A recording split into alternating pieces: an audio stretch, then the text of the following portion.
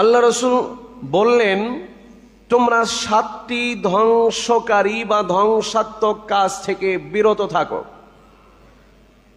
সাহাবা ইকরাম বললেন, ইয়া রাসূলুল্লাহ, সেগুলো কি আমাদেরকে বলে দেন।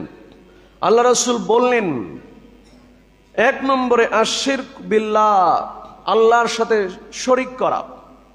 2 নম্বর আসসিহর, জাদুটনা করা, তাবিজ কবজ করা, মানুষকে বশে আনার জন্য, মানুষকে ক্ষতি করার জন্য ব্ল্যাক ম্যাজিক তথা কালো জাদু করা, হাড়হুড্ডি গাছ পুঁতে মানুষের ক্ষতি করা, মানুষকে মানসিকভাবে ক্ষতিগ্রস্ত করার চেষ্টা করা, এটাও জাদুর অন্তর্ভুক্ত। 2 নম্বর ধ্বংসাত্মক বিষয় হলো সেহর, জাদু। 3 নম্বর বিষয় হচ্ছে কতলুন নাফসিল্লাতি হারামাল্লাহু ইল্লা বিল হক, মানে আইনের বিধান ছাড়া অন্যায়ভাবে কাউকে হত্যা করা। 4 নম্বর ওয়াকলু মালিল ইয়াতিম, ইয়াতিমের মাল ভক্ষণ করা।